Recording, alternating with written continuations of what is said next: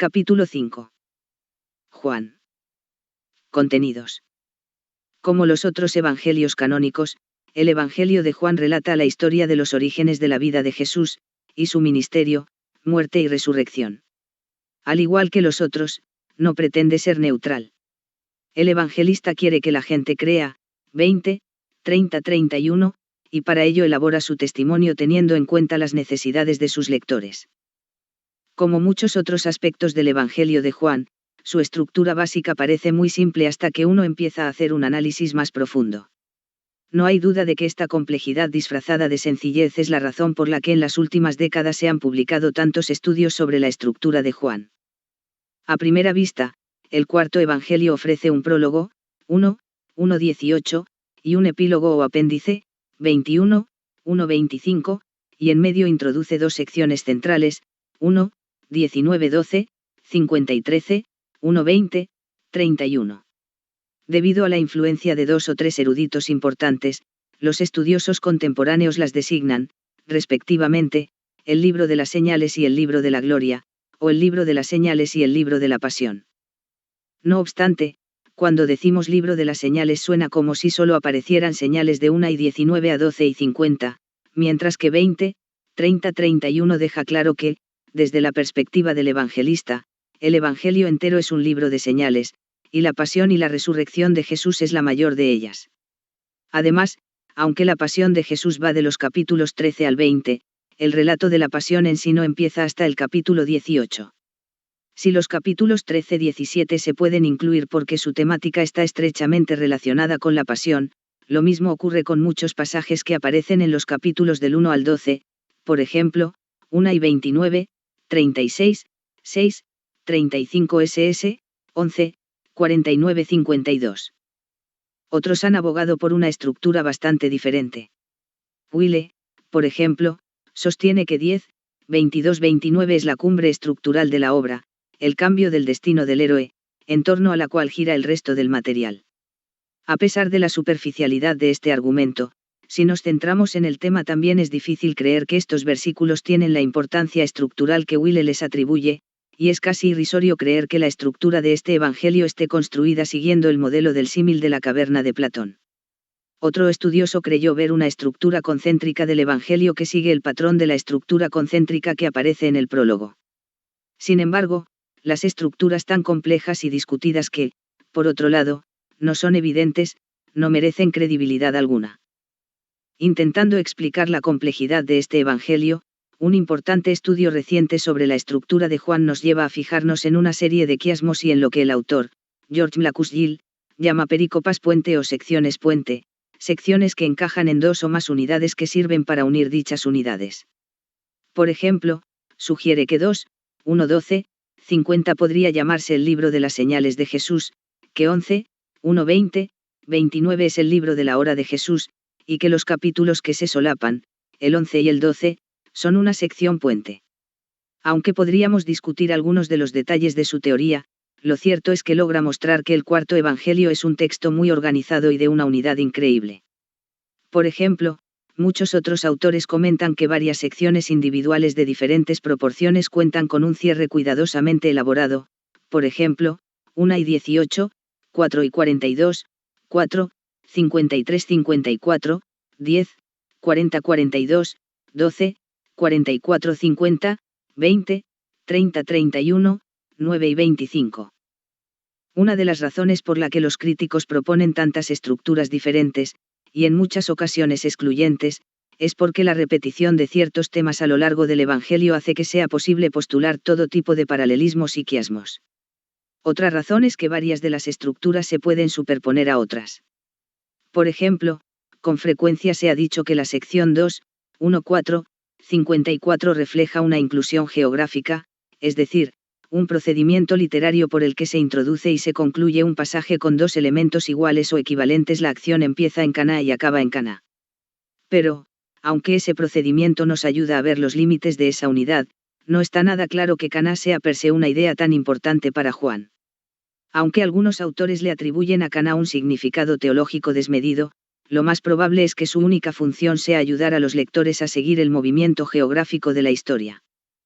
Después del prólogo, 1:18, Jesús enseña y actúa, 1:19-10, 42. Esta extensa unidad empieza con un preludio al ministerio de Jesús, 1:19-51. Como en la tradición sinóptica, se nos presenta a Juan el Bautista, se nos explica su relación con Jesús, 1:19-28, y su testimonio público de ese Jesús, 1:29-34. El preludio acaba con el reclutamiento de los primeros discípulos, 1:35-51. El resto de esta unidad tan extensa, 1:19-10, 42, puede dividirse en tres secciones. La primera recoge el inicio del ministerio de Jesús, sus señales, sus obras y sus enseñanzas, 2:1-4, 54.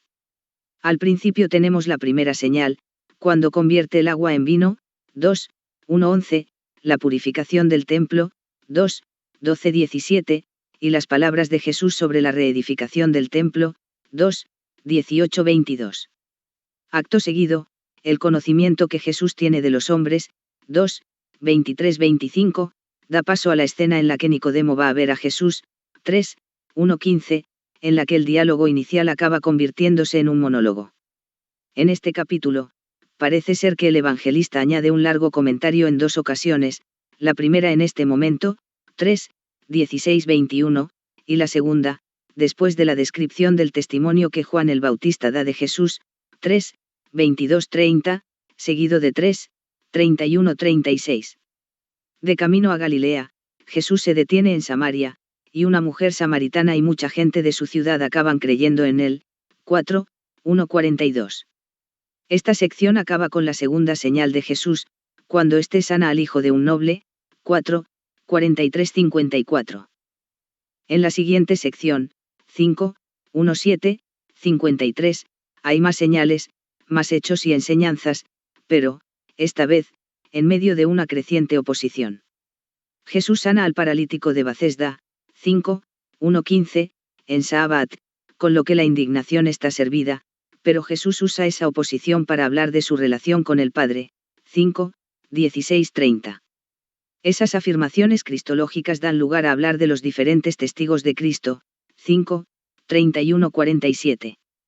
La alimentación de los 5.000, 6:1-15, y el episodio en el que Jesús camina sobre el mar, 6:16-21, sirven para introducir el discurso sobre el pan de vida, 6:22-58, en el que Jesús dice ser el verdadero maná, ESP 6:27-34, el pan de vida, 6:35-48, que da la vida eterna.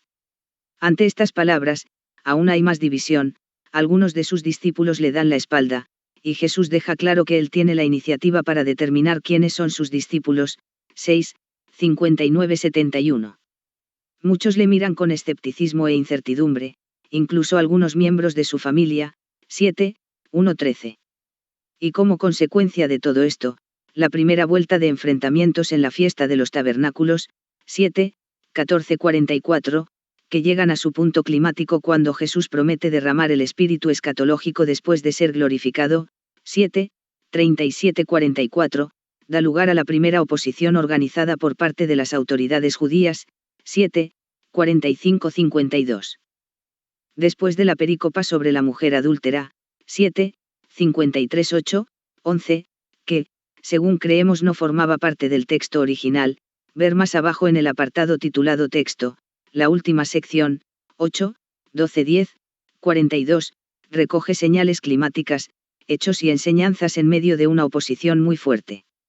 La segunda vuelta de enfrentamientos en la fiesta de los tabernáculos, 8:12-59, acaba cuando Jesús les dice a las autoridades que son hijos del diablo, mientras que él es ni más ni menos que el yo soy, afirmación que va seguida de un intento fallido de apedrear a Jesús. La curación del ciego de nacimiento, 9:1-41, cuya ceguera no tenía nada que ver con el pecado, acaba con la denuncia de aquellos que creen ver. En el capítulo 10, Jesús se presenta como el buen pastor de las ovejas. Deja claro que el pueblo de Dios se corresponde con su rebaño, con lo que las reacciones de los judíos son bien predecibles, 10:1-21. En la fiesta de la dedicación, las palabras afirmando ser tanto el Mesías como el Hijo de Dios, dan paso a una persecución abierta.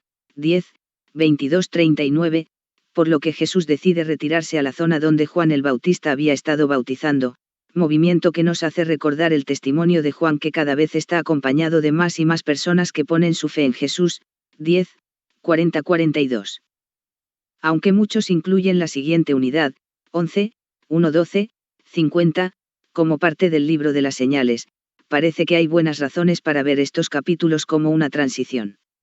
El relato de la muerte y la resurrección de Lázaro, 11, 1-44, contrasta con, y anticipa, la muerte y resurrección de Jesús. Este relato también nos lleva directamente a la decisión judicial de matar a Jesús, 11, 45-54. En la siguiente sección, 11, 55-12, 36, que se desarrolla durante la Pascua judía, 11, 55-57, que anticipa la muerte del verdadero Cordero Pascual, María unge a Jesús en anticipación también de su muerte, mostrándole así un amor sacrificado, el único que tiene valor. 12, 1-11, la entrada triunfal anuncia que Jesús es rey, pero las señales ya apuntan a que será un rey diferente a los demás. 12, 12-19, y con la llegada se nos hace saber que la hora de la muerte y la exaltación del Hijo ha llegado. 12, 20-36. Esta unidad de transición concluye con una teología de la incredulidad, es decir, con una serie de reflexiones teológicas que revelan la naturaleza y la inevitabilidad de la incredulidad. 12, 37-50. La última gran unidad del libro recoge la muerte y la exaltación de Jesús. 13, 1-8-31. Empieza con la última cena. 13, 1-30, pero en vez de contener la institución de la cena del Señor, Juan recoge el episodio en el que Jesús lava los pies de sus discípulos. 13, 1-17, una acción que anticipa simultáneamente su muerte y la purificación que ésta ofrece, y que deja un ejemplo para los que los discípulos lo imiten. La predicción de que va a ser traicionado. 13, 18-30, o deja duda alguna de que Jesús sigue al mando de su propio destino, en obediencia a la voluntad de su Padre. El llamado discurso de despedida que sigue a continuación, que es en parte diálogo, en parte monólogo, está dividido en dos partes. 13, 31-14, 31-15, 1-16, 33. En cierto sentido, este discurso de despedida explica la importancia de la última señal, la muerte y la exaltación de Jesús, antes de que la señal ocurra, convirtiéndose así en una teología del lugar de Jesús, de su muerte y de su glorificación en la historia de la redención, incluyendo el papel y la función del Paracletos prometido, el Espíritu Santo que Jesús envía a los creyentes como consecuencia de su exaltación. A continuación, aparece la oración de Jesús. 17, 1-26, en la que Jesús ora por su propia glorificación. 17, 1-5, por sus discípulos. 17, 6-19, por los que creerán más adelante. 17, 20-23, y, por último, para que todos los creyentes sean perfeccionados y todo el mundo pueda ver la gloria de Jesús. 17, 24-26. Llega al fin el juicio y la pasión de Jesús. 18, 1-19, 42, relato en el que se hace un énfasis especial en la naturaleza de Jesús como rey. La resurrección de Jesús. 20, 1-31, no solo incluye algunas de las apariciones de Jesús, sino también la entrega del Espíritu Santo, las palabras sobre el perdón de pecados. 20, 19-23, y la confesión de Tomás: Señor mío, y Dios mío. 8 y 28, esta unidad finaliza con una sentencia concisa sobre el propósito de este cuarto evangelio. 20, 30-31. El epílogo.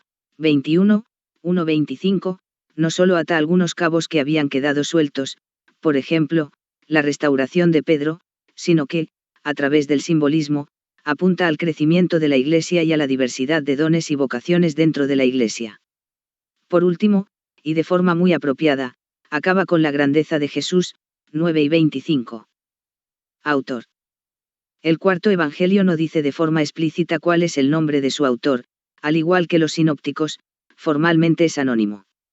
Hasta donde podemos saber, el título según Juan se le atribuyó tan pronto como el cuarto evangelio empezó a circular de forma conjunta con los sinópticos. En parte, ese título pudo surgir para distinguirlo de los otros, pero también es cierto que podría haberlo tenido antes de unirse a los otros tres. Ver cap 3, sobre Mateo. Pero aún en el caso de que el título según Juan se añadiera 2 o 3 décadas después de la elaboración del Evangelio, la observación de Bruce es sugerente. Recordemos que, mientras que los 4 evangelios canónicos se pueden permitir el lujo de ser anónimos, los evangelios apócrifos que empezaron a aparecer a partir de mediados del siglo II se atribuían, falsamente, a apóstoles u otras personas relacionadas con el Señor. Aunque hay varios documentos anteriores, tanto ortodoxos como gnósticos, que mencionan o citan el cuarto evangelio, ver más abajo, el primer escritor que lo cita de forma clara y lo atribuye a Juan es Teófilo de Antioquía, c. 181 DC. No obstante, antes de esa fecha, algunos autores como Tatiano, estudiante de Justino Mártir, Claudio Apolinar, obispo de Hierápolis, y Atenagoras citan el cuarto evangelio como aquel que cita de una fuente de autoridad.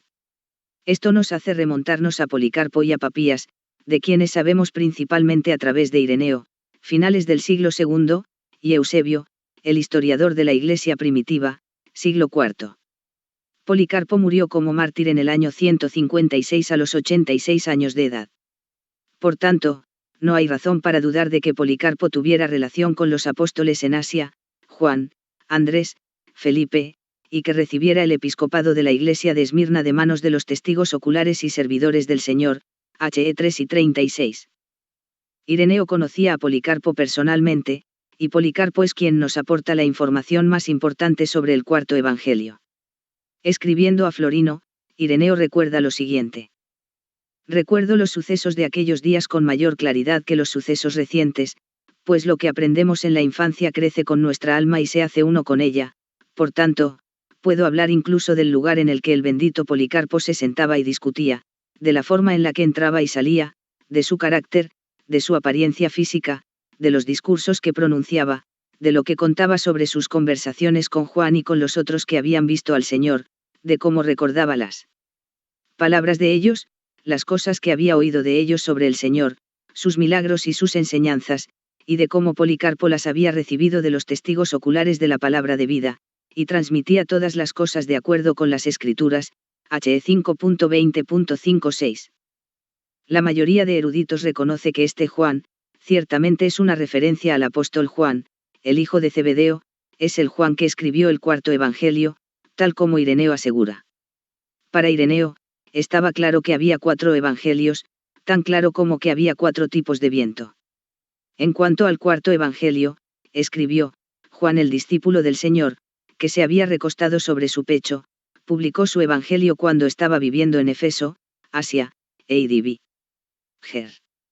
2.1.2, dicho de otro modo, el nombre del cuarto evangelista es Juan, y es el discípulo amado del que se habla en Juan 1 y 23. Las evidencias de Papías también están fundamentadas en fuentes secundarias.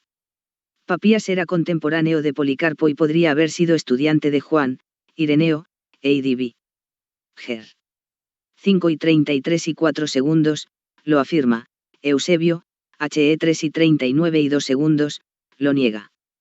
El hecho de que Eusebio no mencione que Papías citó el cuarto evangelio es irrelevante.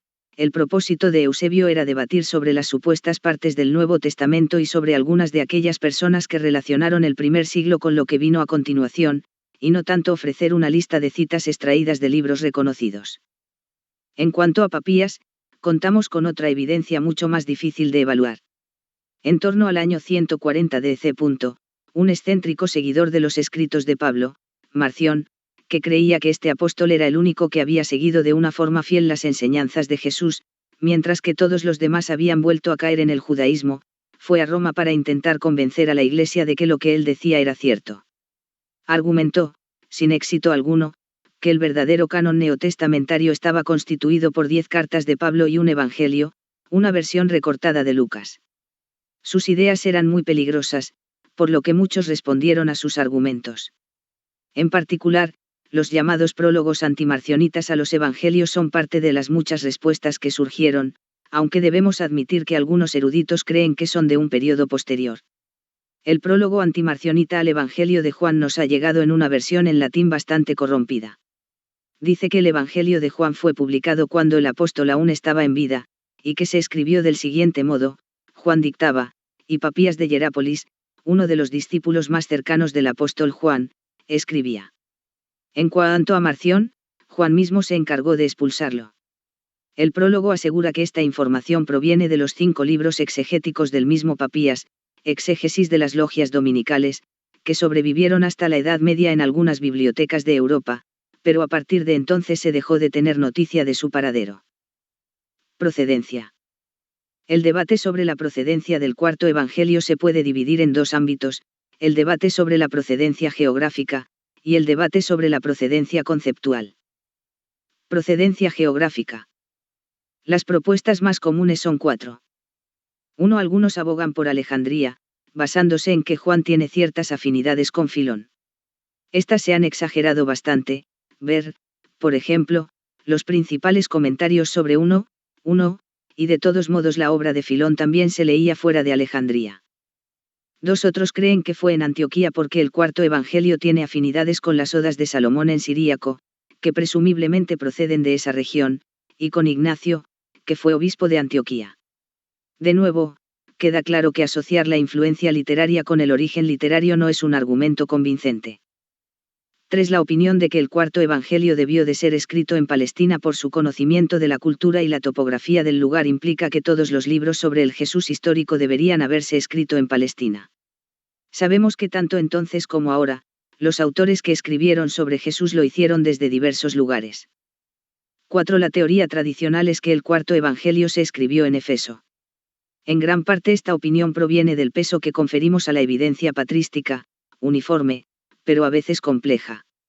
Eusebio, HE 3.1.1, dice que Asia, es decir, Asia Menor, aproximadamente el tercio occidental de la Turquía moderna, le fue asignada a Juan cuando los apóstoles se dispersaron después del inicio de la guerra judía, 66-70 DC.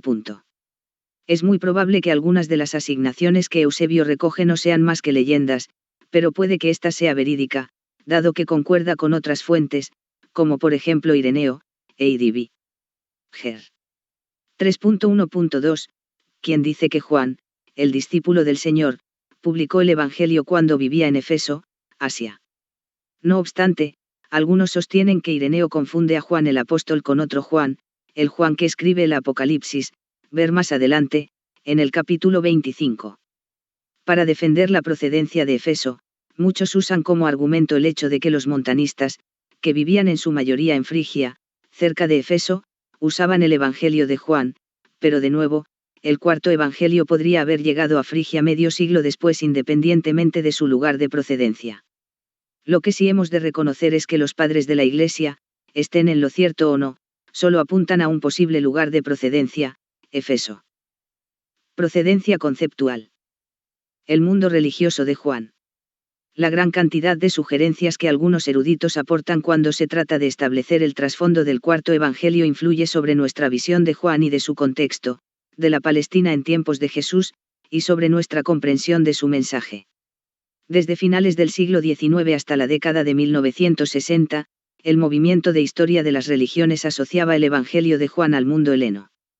A medida que el Evangelio se fue extendiendo, desde Jerusalén, por toda la diáspora judía, y hasta los confines más lejanos de la cultura helena, tanto su vocabulario como su sustancia experimentaron un cambio progresivo. Y según los historiadores, esa cultura helena era una combinación de 4 líneas de pensamiento. Filón. Los eruditos creen ver la influencia de Filón, especialmente en el uso que Juan hace de logos, verbo o palabra, en 1:1. Filón tomó prestado el concepto estoico de la palabra como principio de la realidad, el medium de la creación y del gobierno. Además de este, se pueden encontrar otros paralelismos. Los escritos herméticos. Considerados como la instrucción de Hermes Trismegisto, igual al dios egipcio Tot, estos escritos de la tradición gnóstica contienen algunas características distintivas que mitigan algo el dualismo gnóstico. El cosmos tiene relación con Dios y puede llamarse el Hijo de Dios. La regeneración es un tema importante en los tratados herméticos. Una persona nace de nuevo cuando alcanza el conocimiento de Dios y se convierte así en una persona divina. Dad fue el máximo defensor de que el Evangelio de Juan fue fuertemente influido por la literatura hermética. Gnosticismo.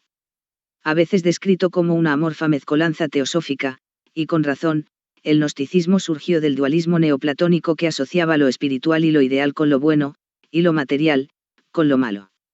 En el gnosticismo más puro, el Redentor gnóstico viene a la tierra para informar a aquellos que quieren oír sobre sus verdaderos orígenes. Ese conocimiento, gnosis, libera y salva a los que lo quieren aceptar. Mandeísmo. Es una forma peculiar de gnosticismo, cuyo origen ha sido muy discutido. Probablemente se originó en unas de las sectas bautizantes judías, pero la forma en la que nos ha llegado, en la que el rito del bautismo, repetido con frecuencia, es el paso clave que reactiva el mito del descenso del conocimiento de la vida, Mandadea Yye, y que asegura la liberación de los poderes demoníacos, es sumamente tardía. Independientemente del tema de la datación, todas menos la primera de estas líneas de pensamiento recibe alguna mención en fuentes del siglo II, o posteriores. Las diferencias conceptuales entre Juan y estos documentos son bastante considerables.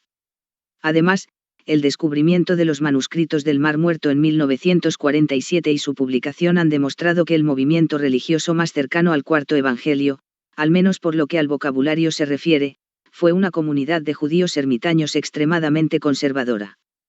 Con esto no queremos decir que Juan surja de los esenios, sino que las teorías sobre el trasfondo heleno son menos convincentes ahora que hace unas décadas. Así, el otro extremo de la erudición ha intentado establecer conexiones entre Juan y varios movimientos palestinos, que incluyen el pensamiento rabínico, la religión samaritana, los esenios, y varios movimientos apocalípticos.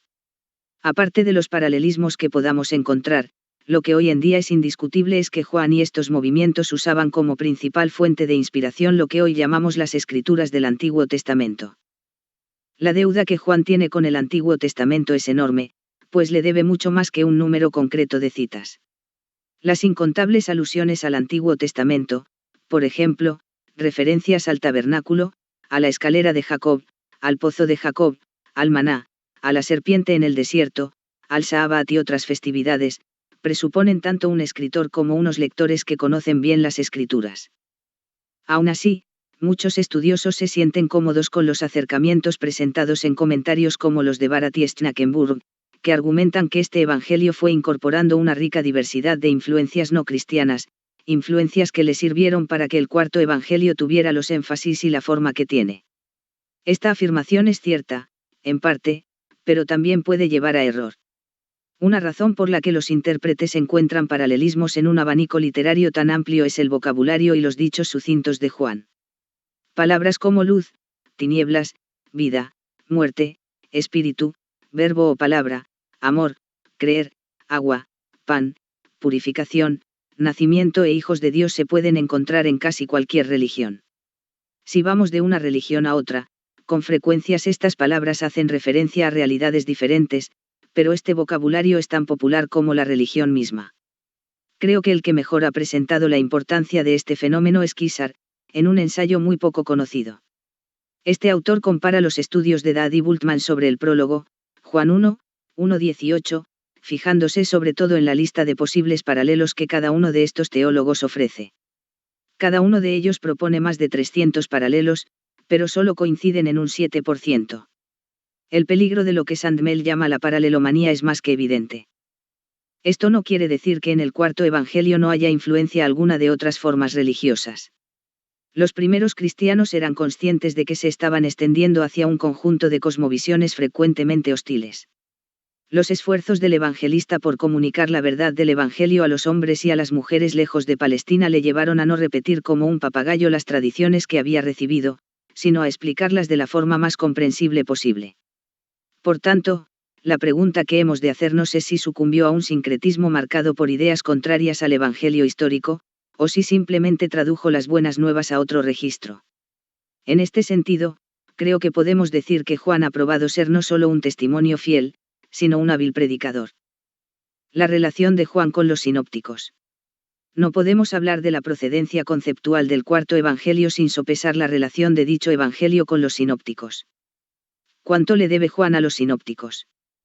Muchos estudiosos han elaborado una lista de diferencias entre Juan y los sinópticos. Juan omite muchos elementos que son característicos de los sinópticos, las parábolas narrativas, el relato de la transfiguración, la institución de la Santa Cena, y muchos de los dichos de Jesús. Juan ni tan siquiera incluye algunos de los temas centrales de los sinópticos, especialmente el tema del reino de Dios de los cielos. Por otro lado, Juan recoge bastante material que no aparece en los sinópticos, casi todo el material de Juan 1:5, las frecuentes visitas que Jesús hace a Jerusalén, y lo que allí ocurre, la resurrección de Lázaro, algunos diálogos y discursos, y muchas cosas más. Es cierto que algunas de estas diferencias pueden explicarse si pensamos en los diferentes enfoques geográficos. Juan incluye más información sobre el ministerio de Jesús en el sur, en Judea y Samaria que, en Galilea, mientras que en los sinópticos ocurre lo contrario. Pero las distinciones que encontramos no pueden reducirse a una cuestión geográfica.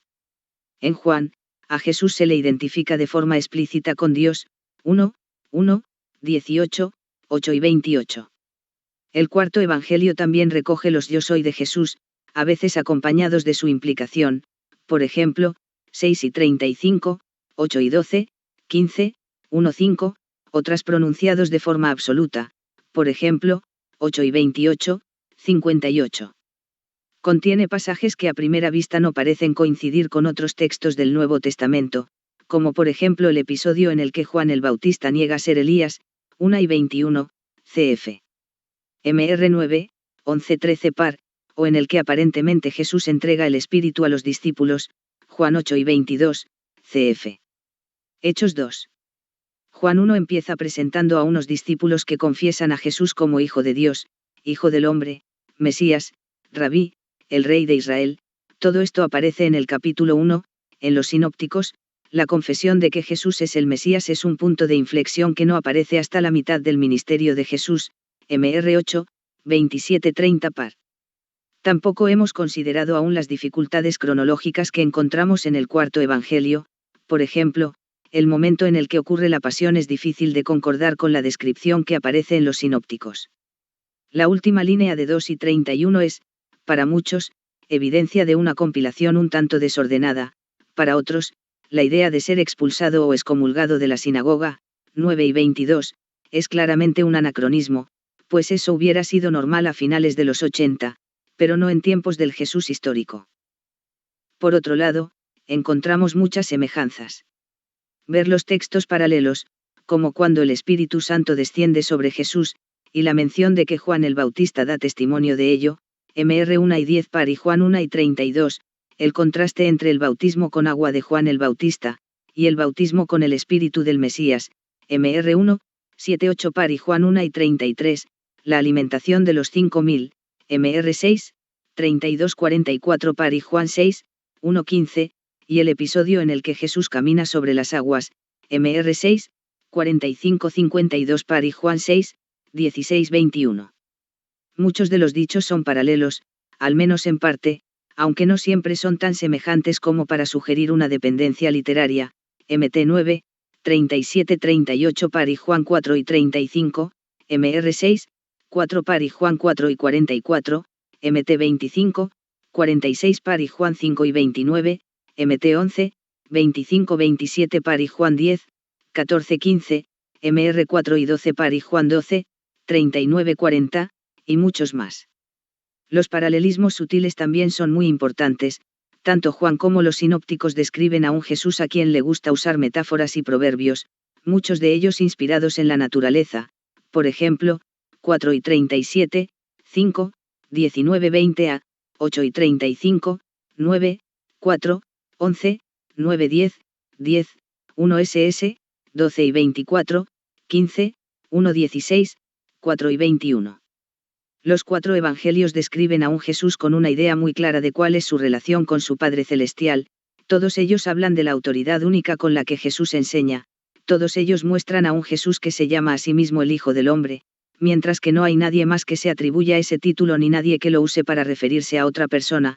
Juan 12 y 34 no es ninguna excepción. Más impresionante aún es el hecho de que muchos pasajes Juan y los sinópticos son, en sí, una tradición entrelazada, es decir, que se refuerzan o explican mutuamente, sin que eso sea necesariamente consecuencia de una dependencia literaria. Una lista bastante incompleta recoge los siguientes ítems. El hecho de que Juan recoja que Jesús estuvo en Judea durante bastante tiempo explica la mención en Marcos 2 y 49 de que Jesús enseñaba en el templo de forma continuada, cada día, el ambiente de temor y agitación que envuelve el viaje final hacia el sur, Mr 10 y 32, y la facilidad con la que Jesús consiguió el pollino, Mr 11, 1-7, y el aposento alto amueblado y preparado, Mr 14, 12-16. En Juan 2 y 19 encontramos la única explicación adecuada de la acusación que recogen los sinópticos de que Jesús había amenazado con destruir el templo, Mr 2 y 58 par, 3 y 29 par. Marcos no explica por qué las autoridades judías quieren llevar a Jesús ante Pilato. Juan nos explica cuál es la razón, 6 y 31. Juan es el único que explica cómo pudo Pedro entrar al patio del sumo sacerdote, 18, 15-18, Mr 2 y 54, 66-72 par. Aún el llamamiento de los discípulos que encontramos en los sinópticos es más fácil de entender, Mt 4, 18-22 par, si pensamos, con Juan 1, que Jesús ya había tenido contacto con ellos y que ya habían tenido tiempo de pensar si querían seguirle o no.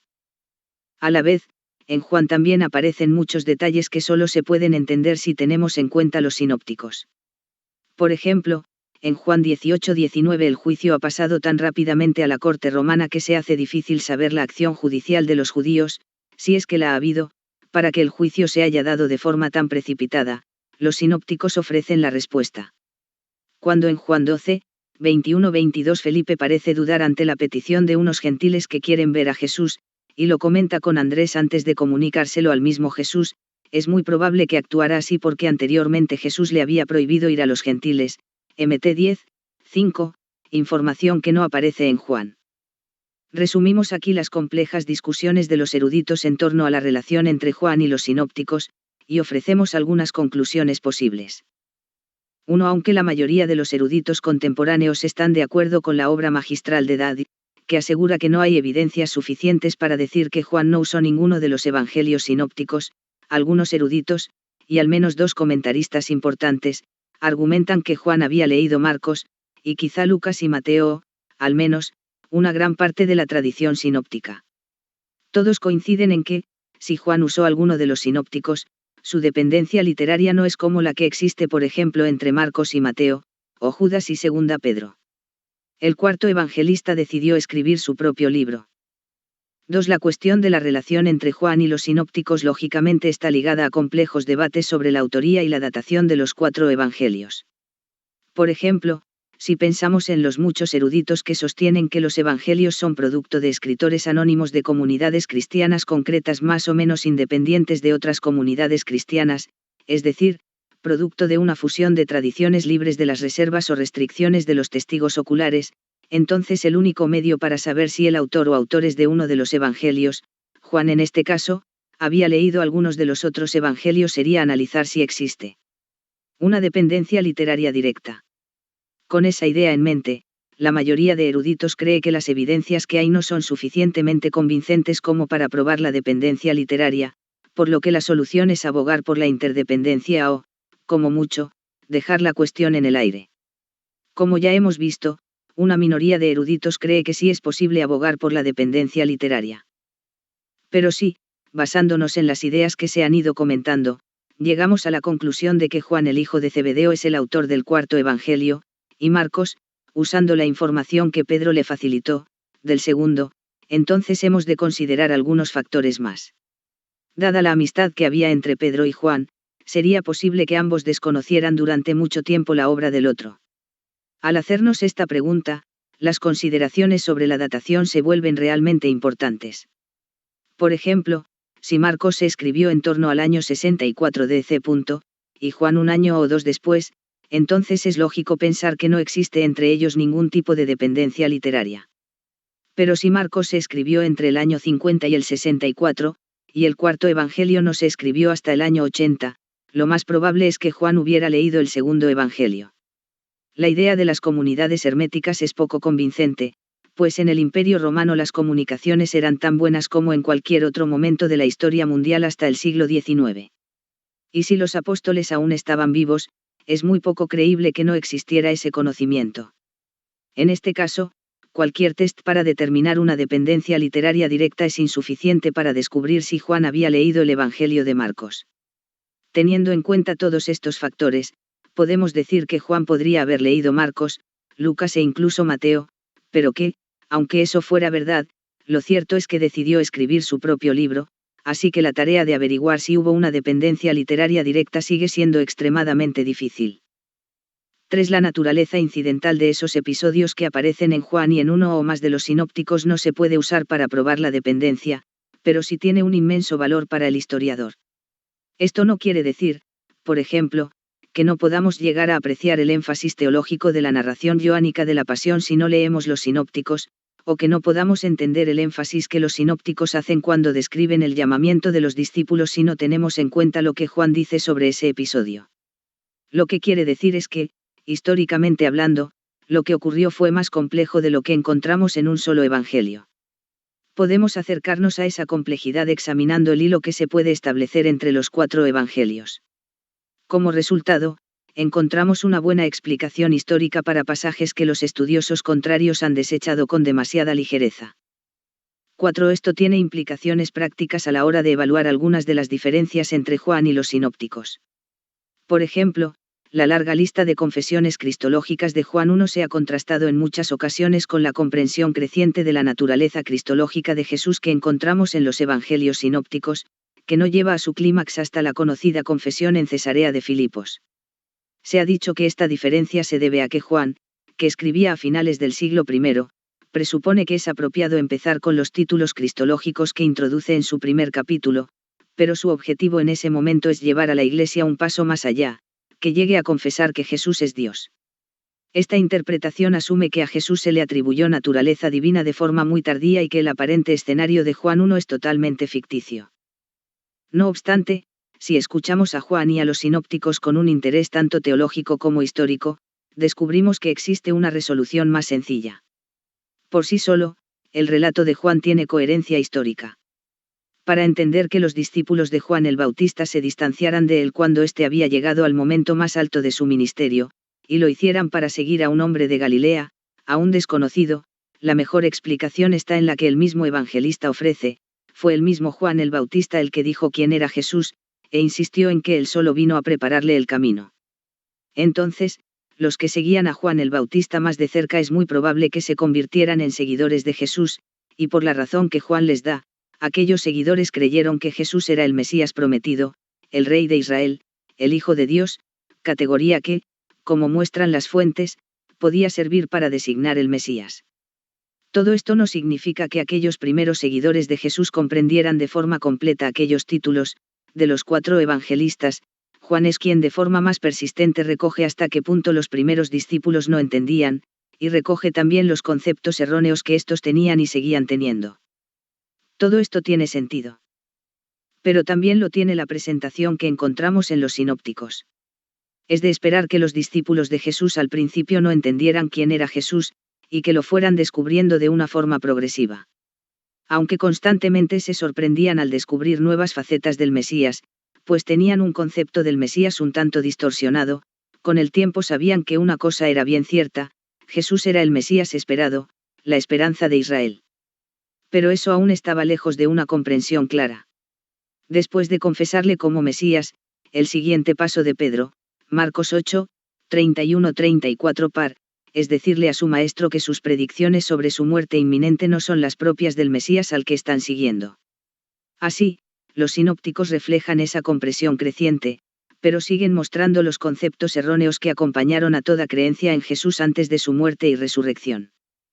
Podemos superponer ambas perspectivas de la realidad, y el resultado sigue teniendo sentido.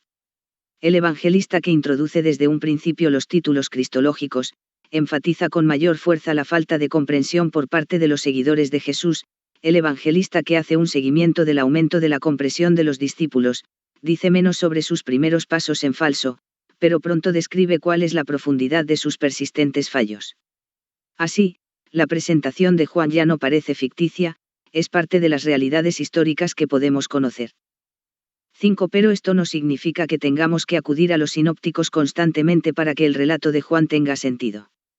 Al superponer las dos perspectivas, podemos acceder a algunas realidades históricas. Si usamos bien el resultado de esa superposición, también podremos discernir las características únicas del texto joánico y así entender con mayor sensibilidad lo que el evangelista quiere decir.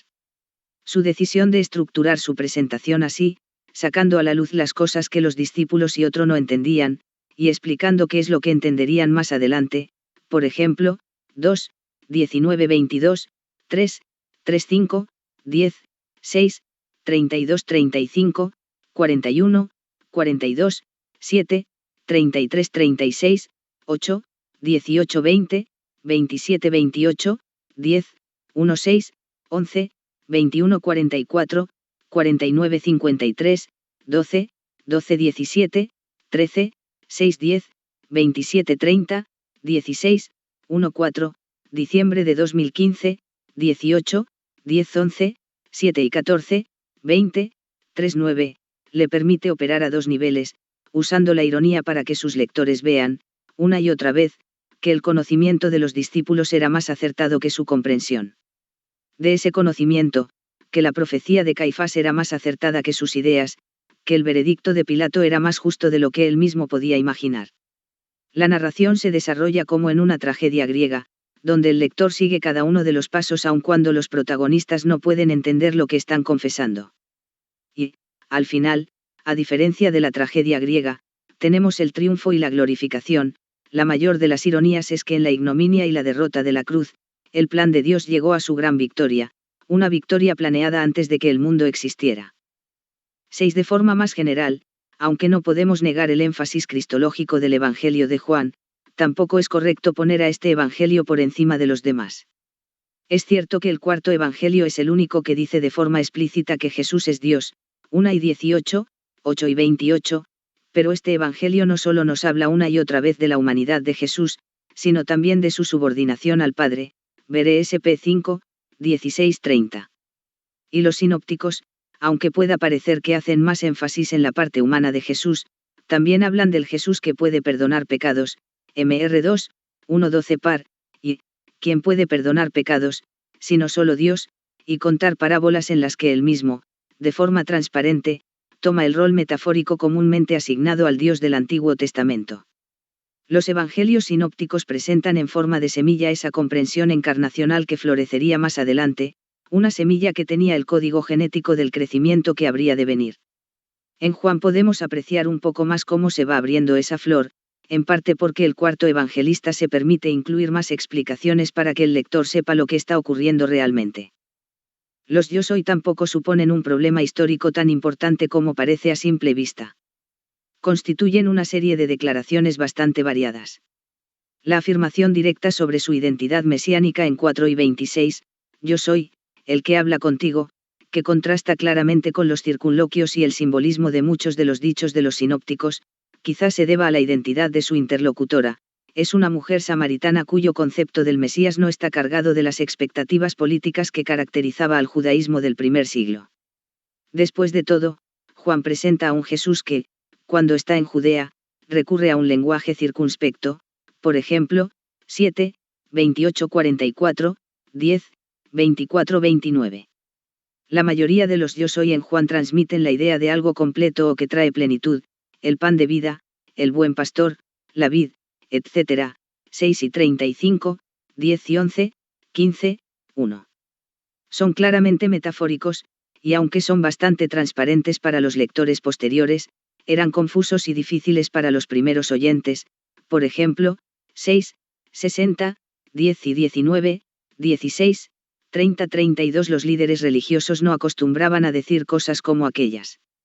En cuanto a la aparición de la forma absoluta del yo soy, que se remonta al uso que Isaías hace de esa misma expresión como una referencia a Dios, por ejemplo, Is 43, 10, 47, 8, 10, ESP. LEXX, algunos de ellos son más claros que otros y, en parte, se pueden comparar con Marcos 6 y 50, 13, 6. Y aunque la declaración más dramática en Juan, antes que Abraham naciera, yo soy, 8 y 58, no tiene un paralelo explícito en los sinópticos, no podemos decir que sea una declaración superior al retrato sinóptico de Jesús, pues los sinópticos nos presentan a un Jesús que no solo puede decidir sobre la interpretación judía de la ley, sino que puede abrogar radicalmente partes de esta, MR 7, 15-19, y aún así decir que él la cumple toda, MT 5, 17 SS, un Jesús que perdona los pecados, MT 9, 1 SS, que insiste en que el destino eterno de toda persona depende de la obediencia a él, Mt 7, 21-23, un Jesús que demanda una fidelidad que está por encima de los lazos familiares, Mt 10, 37-39, Mr 10, 29-30, e insiste en que nadie conoce al Padre, sino aquel a quien el Hijo se lo quiere revelar, LC 10 y 22, un Jesús que ofrece descanso a los cargados, Mt 11, 28-30, y salvación a los perdidos, LC 15, un Jesús que domina a la naturaleza, Mr 4 y 39, y resucita a los muertos, Mt 9, 18-26. Algunas de estas características las podemos encontrar en los profetas o los apóstoles, pero Dios es el único que presenta la combinación de todas ellas. La falta de espacio no nos impide tratar con detalle otras dificultades del Evangelio de Juan y la relación que éstas tienen con la tradición sinóptica. Recomendamos usar los comentarios que buscan la unión entre la teología y la historia, por ejemplo, Westcott, Morris, Carson, y otras introducciones al Nuevo Testamento más extensas. Fecha. Durante los últimos 150 años, la datación del cuarto evangelio se ha movido entre antes del año 70 DC y el final del siglo II. Debido a los últimos descubrimientos de manuscritos, hoy en día se descarta cualquier fecha del siglo II, ver más abajo en el apartado texto. Pero aparte de esta limitación, ninguno de los argumentos es completamente convincente, por lo que casi cualquier fecha entre el 55 y el 95 es posible. Juan 9 y 23 sugiere que probablemente esté más cerca del final de ese periodo que del principio. Algunas de las fechas tempranas son bastante improbables.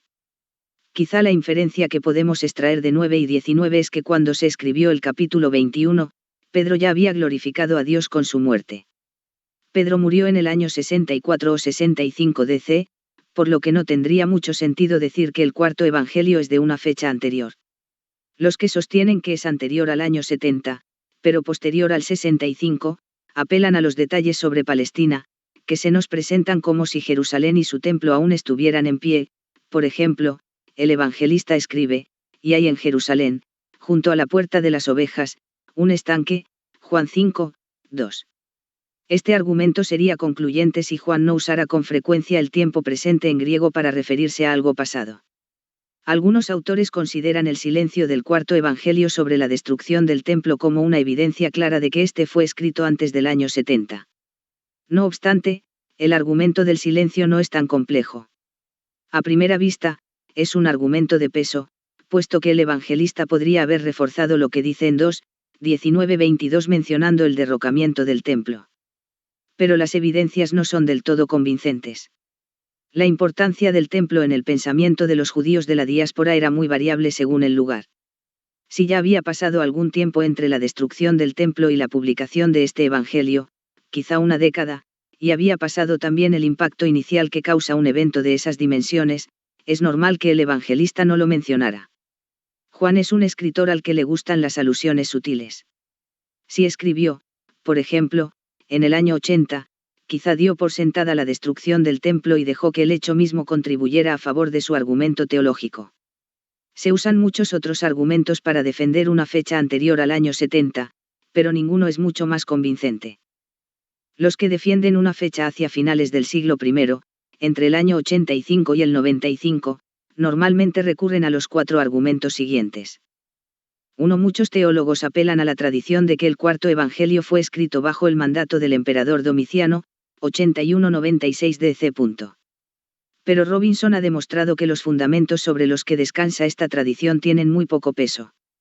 La tradición temprana apunta a que el apóstol Juan aún vivía durante el mandato del emperador Trajano, 98-117, ver Ireneo, ADB.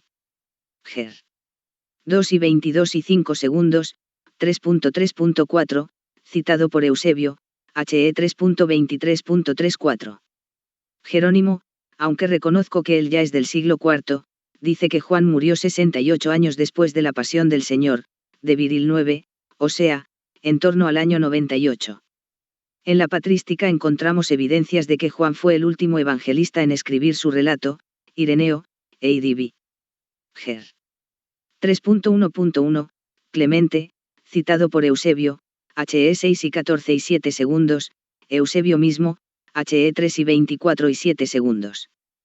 Pero la afirmación de que él escribió cuando ya era muy mayor es una inferencia que aparece tarde y acompañada de otras afirmaciones que muestran que no es una inferencia directa ni fiable. 2. Un buen grupo de eruditos argumenta que tanto el concepto como el término expulsar de la sinagoga, 9:22, 12:42, 16, 2, aposinagogos, apuntan a un periodo después del concilio de Jamnia, donde se prohibió a los cristianos la entrada a las sinagogas. Dicho de otro modo, creen que esta expresión es un anacronismo que nos lleva a fechar el Evangelio de Juan después del año 85 DC. No obstante, otros eruditos han cuestionado cada uno de los puntos de esta tesis, y hoy en día tiene mucha menos influencia que hace unos años. 3. También se ha apelado a un sinfín de detalles para abogar por una fecha tardía. Por ejemplo, este Evangelio no menciona a los saduceos, grupo que tuvo mucha importancia e influencia en la vida religiosa de Jerusalén y Judea antes del año 70 DC. Pero no después de esa fecha. Este argumento podría haber sido válido, pero lo que ocurre es que Juan tampoco menciona a los escribas, cuya influencia aumentó después del año 70. Y Juan sí deja claro que los sacerdotes, cuya importancia disminuyó después del 70, eran quienes gobernaban el Sanedrín cuando tiene lugar la pasión de Jesús. La lista de detalles es extensa, pero ninguno de ellos es convincente. 4. Quizá el argumento que más se ha utilizado para abogar por una fecha tardía es que a la hora de reconstruir la historia cristiana primitiva, el Evangelio de Juan encaja mejor a finales del siglo I. Eso es así si pensamos, por ejemplo, en la afirmación sobre la divinidad de Jesús y su preexistencia, afirmación presentada de forma insistente y nada apologética. Para analizar este tema, en parte sería bueno tener en cuenta un buen número de detalles exegéticos e históricos que no podemos cubrir en este breve espacio. No obstante, hemos de recordar que, teológicamente hablando, los pasajes neotestamentarios más próximos a Juan 1:18 son, probablemente, los llamados himnos cristológicos, por ejemplo, Fil 2, 5:11, Col 1:15, 20, Berro 9:5, pasajes que ya estaban en circulación en la segunda mitad de la década de los 50. Además, no hay ningún otro evangelio que haga tanto hincapié en un Jesús consciente de su subordinación a su Padre. Dicho de otro modo, el énfasis del cuarto evangelio en la deidad de Cristo no puede eclipsar los otros énfasis que aparecen en este libro. No podemos dejarnos convencer por alguien que intenta fechar el cuarto evangelio basándose solo en un análisis de su cristología. Después de hacer todas estas consideraciones, diremos que, si tuviéramos que sugerir una fecha, nuestra tendencia sería proponer entre el 80 y el 85 DC. A continuación, presentamos nuestros argumentos. 1. No hay suficientes elementos para fechar el Evangelio de Juan tan temprano como algunos han dicho, pero sí los hay para fecharlo un poco más tarde de lo que estos dicen, es decir, para abogar por la fecha que aparece en los Padres de la Iglesia. 2. Aunque los argumentos teológicos son, como ya hemos visto, de poco peso, si los tenemos en cuenta, en algunos lugares el Evangelio de Juan tiene un lenguaje que se acerca al lenguaje menos comedido de Ignacio, en especial nos referimos a la frecuencia con la que Ignacio habla de Jesús como Dios, a su lenguaje sacramental, donde, en nuestra opinión, interpreta a Juan bastante mal, y a su marcada antítesis. 3. Aunque la caída del templo quizá no tuvo tanto impacto en la diáspora como en el judaísmo palestino, si el cuarto evangelio se escribió después del año 70, es difícil creer que se escribiera inmediatamente después del 70, cuando las repercusiones por todo el imperio, tanto en círculos judíos como cristianos, aún debían ser muy fuertes. 4. Sí, como defendemos en este libro, las epístolas joánicas tienen como uno de sus objetivos combatir un gnosticismo incipiente, basado en parte en una interpretación gnóstica del cuarto evangelio, hemos de dejar un margen de tiempo entre la publicación del evangelio y la publicación de las epístolas. Eso hace que desestimemos la idea de que el evangelio pudo escribirse en la década de los 90. Destinatarios. El mismo evangelio no menciona ningún destinatario o destinatarios concretos. Todas las suposiciones que se han hecho tienen que ver con las conclusiones sobre la autoría y el propósito. Si Juan el hijo de Zebedeo escribió el cuarto evangelio desde Efeso, entonces se podría pensar que escribió pensando en la gente de aquella parte del imperio. Pero muy probablemente su deseo era que tuviera la circulación más amplia posible, fuera como fuera, esta suposición no es más cierta que la teoría sobre la autoría. También podemos hacer algunas suposiciones a partir de los propósitos que Juan expresa en su Evangelio. No obstante, como no todos están de acuerdo sobre esos propósitos, vamos a dedicar algo de espacio a este tema. Propósito. Durante el siglo XX, gran parte del debate sobre este tema giró en torno a algunos procedimientos y postulados cuestionables. A continuación, detallamos los 4 más comunes. 1. A principios del siglo XX, muchos de los estudios se basaban en la idea de que Juan era parásito de los evangelios sinópticos. Eso significa que el propósito de Juan solo se puede descubrir comparando lo que Juan hace con lo que los sinópticos hacen. Dicen que él escribió un evangelio espiritual, o que escribió para complementar los esfuerzos anteriores, o incluso para desbancarlos o corregirlos. Estas teorías no dejan que Juan sea Juan, siempre es Juan comparado con Marcos, o con otro de los sinópticos. Este acercamiento ha perdido fuerza en las últimas décadas, sobre todo por los avances en el estudio de la relación entre Juan y los sinópticos. 2. Muchas de las propuestas modernas han surgido de la reconstrucción de la comunidad joánica, esa comunidad que, supuestamente, fue la responsable de la elaboración de este libro. Inevitablemente, esto lleva a la creación de un círculo. La comunidad se reconstruye por inferencias extraídas del cuarto evangelio. Una vez que la mayoría de eruditos acepta esa reconstrucción, la siguiente generación de eruditos construye sobre ella, o la modifica levemente para mostrar que el cuarto evangelio logra su propósito, pues responde a esa situación de una forma eficaz. El círculo no es necesariamente un círculo vicioso, pero la imagen que queda al final no tiene una base tan sólida como algunos creen debido a la gran cantidad de inferencias, muchas de ellas convincentes, pero, aún así, inferencias, que se usan para dibujar esa comunidad joánica. Por ejemplo, Mix sugiere que la comunidad joánica es sectaria, un grupo aislado que lucha contra una poderosa sinagoga. Así, el cuarto evangelio es un resumen de las polémicas entre ambas facciones, posiblemente un manual para nuevos conversos y, sin duda alguna, un material diseñado para fortalecer a dicha comunidad en medio del conflicto constante. La reconstrucción de Mahartam viene a ser una modificación de la teoría de Mix. La Iglesia está evangelizando a los judíos de una forma ofensiva, y este libro no solo recoge el conflicto existente, sino que ayuda a la Iglesia en su tarea. Pero algunos componentes de estas reconstrucciones son bastante cuestionables. Pensar que la comunidad joánica es un grupo aislado y sectario es perder totalmente de vista la visión de Juan 17, por no mencionar que los paralelos neotestamentarios más próximos a la cristología de Juan los encontramos en los llamados himnos cristológicos, por ejemplo, Phil 2, 5:11, Col 1, 15:20, lo que sugiere que el evangelista estaba en contacto con la Iglesia más amplia. 3. Muchas de las afirmaciones sobre el propósito de Juan están basadas en un solo tema, característica, o herramienta literaria. Musner, por ejemplo, examina todas las expresiones que tienen que ver con el conocimiento, con escuchar la palabra de Jesús, y otras de ese estilo, y sugiere que el evangelista toma las referencias del tiempo de Jesús y las traslada a su tiempo. En esta mezcla de perspectivas no se anula el pasado, pero el ángulo de visión es el presente. No obstante, la fusión de perspectivas es tan fuerte que, según Musner, no podemos llegar a distinguir cuál es el mundo del Jesús histórico. Entonces, ¿de dónde la constante distinción que el evangelista hace entre lo que los discípulos entendieron cuando estaban con Jesús y lo que entendieron posteriormente?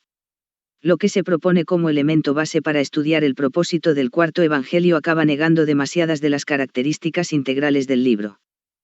Del mismo modo, Fried se pregunta si Juan 4 no es una evidencia de que el cuarto evangelio fue escrito, al menos en parte, para lograr la conversión de los samaritanos. Podemos preguntarnos qué pasos metodológicos justifican un salto de las circunstancias que aparentemente son de la época de Jesús a las circunstancias idénticas de la época del evangelista. De nuevo, Malina intenta situar la comunidad joánica leyendo el cuarto evangelio en el marco de dos modelos provenientes del campo sociolingüístico. Sin embargo, como han demostrado estudios posteriores, podemos cuestionar tanto los modelos sociolingüísticos como el hecho de que, en muchas ocasiones, los datos sobre la comunidad joánica se obtienen leyendo el texto a la luz de lo que uno quiere encontrar. En la interpretación que David Rensberger hace, el cuarto evangelista es el típico teólogo de la liberación. En alguna fase de su estudio, el texto del Evangelio se abandona por completo para dar lugar exclusivamente a las inferencias y suposiciones. 4. Por último, varios comentaristas adoptan lo que podríamos llamar un acercamiento sintético o aditivo. Toman las sugerencias que les parecen buenas y las mezclan, por lo que el propósito del Evangelio de Juan es evangelizar a los judíos, evangelizar a los helenos, fortalecer a la Iglesia, adoctrinar a los nuevos conversos, dar a la Iglesia material para evangelizar a los judíos, etc. Parte del problema es la confusión entre el propósito y el posible efecto. El hecho de que el Evangelio de Juan pueda usarse en el siglo XXI para ofrecer consuelo a los que han perdido a un ser querido no significa que ese sea el propósito con el que el evangelista escribió su Evangelio. Del mismo modo, el hecho de que este Evangelio fuera una ayuda para los judíos cristianos en la evangelización de los judíos inconversos y prosélitos de la sinagoga más cercana no significa que esa fuera la razón que llevó al evangelista a escribir su Evangelio. Pensar en todos los efectos que las diferentes partes de este libro pueden tener no sirve para determinar el propósito que el evangelista tenía en mente cuando elaboró su Evangelio. Hablando del propósito, podemos recopilar una gran variedad de sugerencias. Pero lo más adecuado es empezar fijándonos en las palabras del evangelista, y muchas otras señales hizo también Jesús en presencia de sus discípulos, que no están escritas en este libro, pero éstas se han escrito para que creáis que Jesús es el Cristo, el Hijo de Dios, y para que, al creer, tengáis vida en su nombre. 20, 30-31. En el original, las palabras que traducimos por para que creáis podría ser tanto, ginapisteuete, presente de subjuntivo, o, ginapisteusete, aoristo de subjuntivo.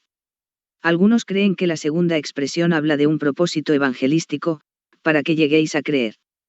La primera, por tanto, habla de un propósito de edificación, para que sigáis creyendo.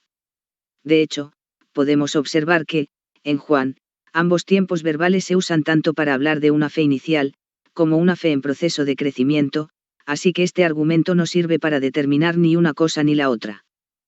Vale la pena comparar estos versículos con otra afirmación que encontramos en 1 Juan, estas cosas os he escrito a vosotros que creéis en el nombre del Hijo de Dios, para que sepáis que tenéis vida eterna, 1 Juan 5 y 13. Está claro que este versículo se escribió para animar a los cristianos, si nos fijamos en la forma en la que aquí se expresa, Juan 20, 30-31 suena más evangelístico. Las evidencias sintácticas confirman que el primer sintagma de finalidad que aparece en 8 y 31 debería traducirse para que podáis creer que el Cristo, el Hijo de Dios, es Jesús. Por tanto, la pregunta fundamental detrás del cuarto evangelio no es quién es Jesús, sino quién es el Mesías, el Cristo, el Hijo de Dios.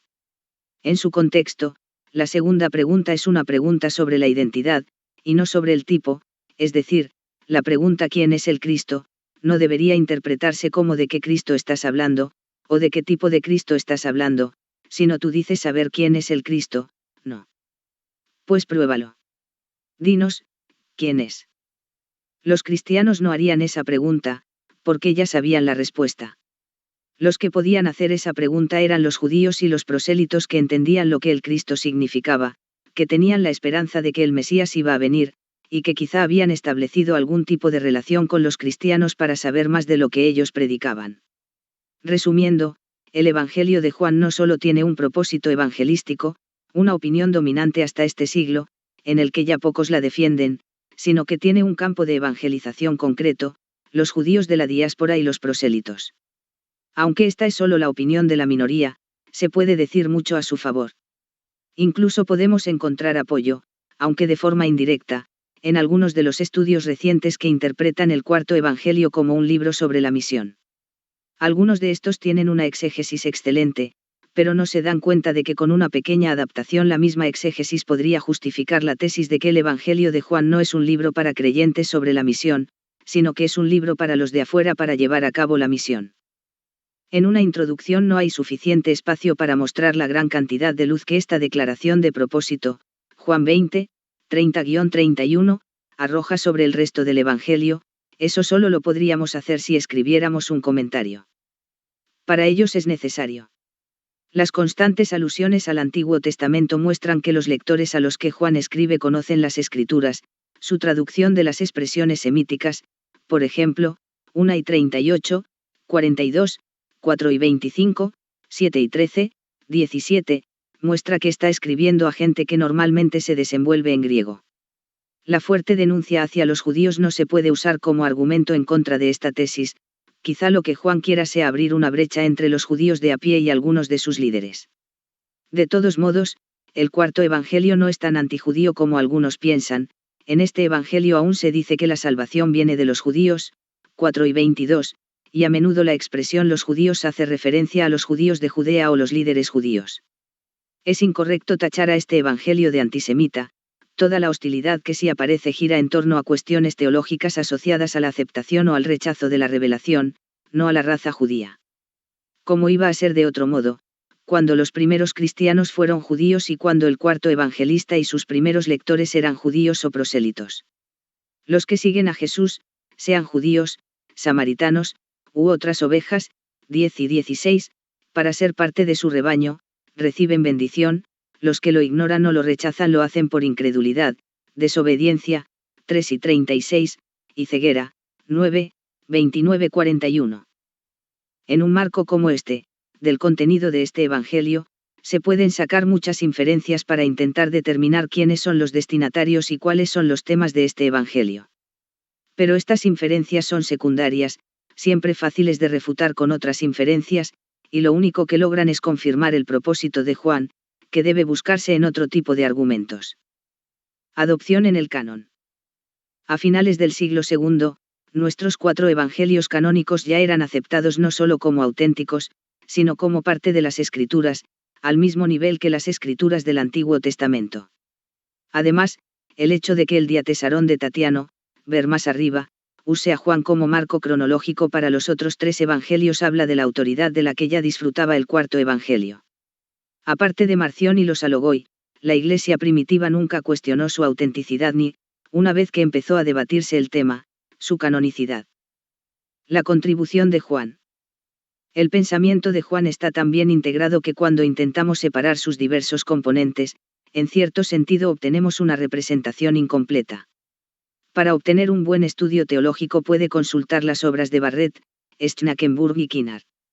De entre las contribuciones más importantes de Juan, destacaremos las siguientes.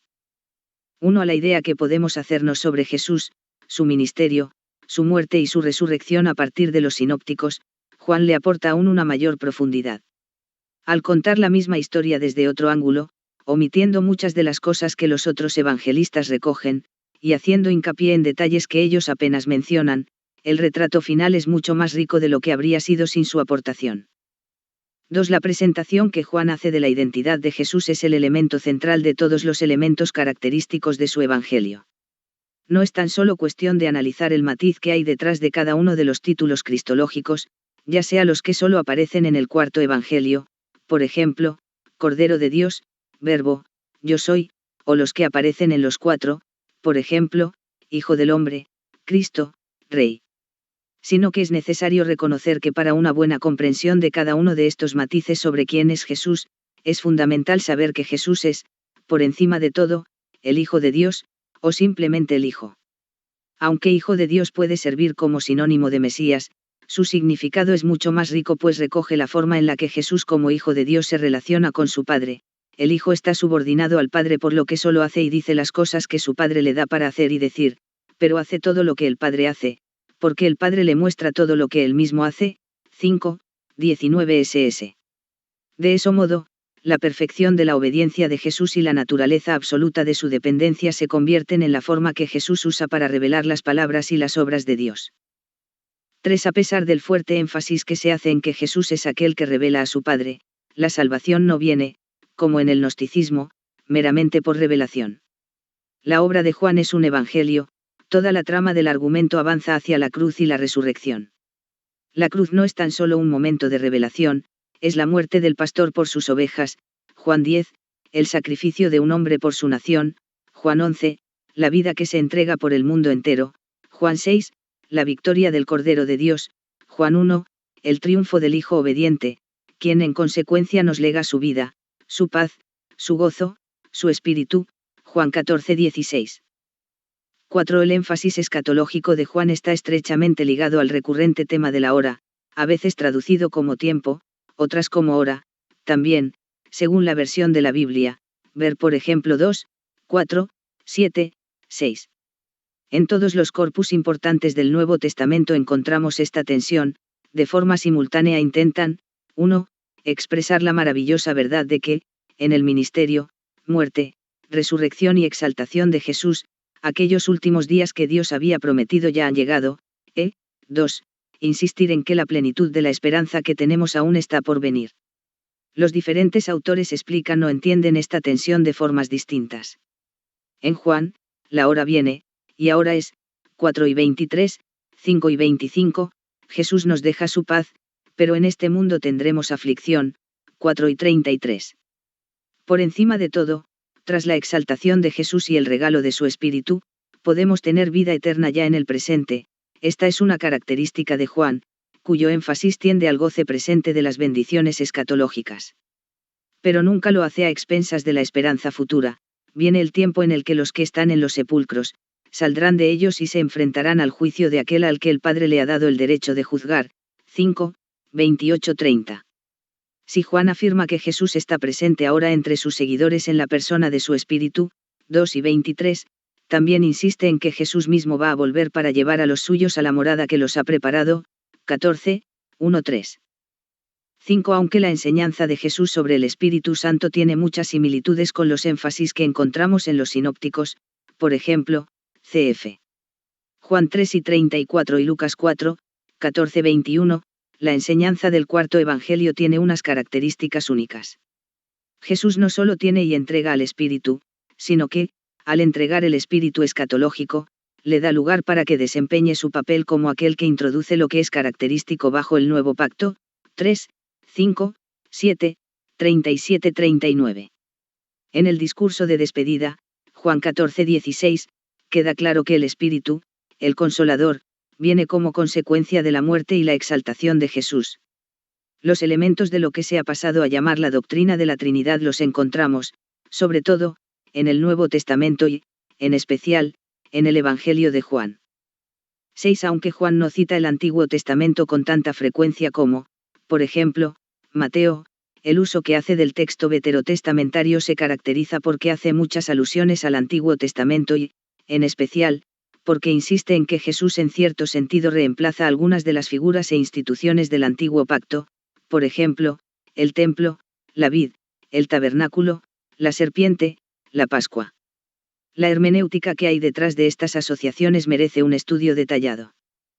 7. Este es el Evangelio que mejor recoge la lentitud y la torpeza con la que los contemporáneos de Jesús, incluidos sus seguidores, fueron entendiendo a Jesús.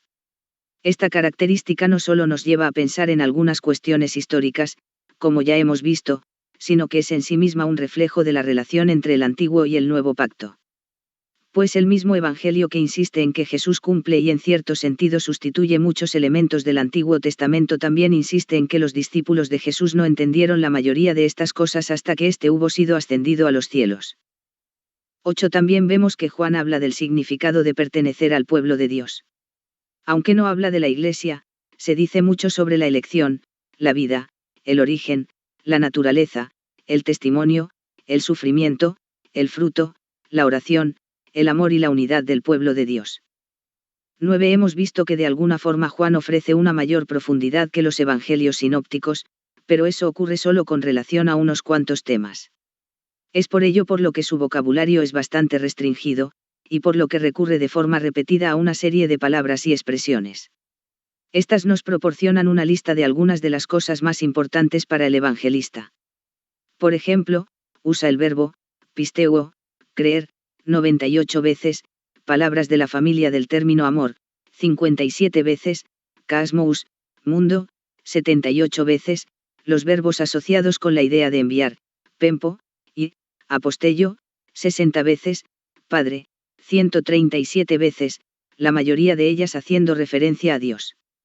A veces, acercarse a la teología de un autor a través del estudio de las palabras puede ser un tanto arriesgado, no obstante, en el caso de Juan, este tipo de estudio es muy útil y productivo.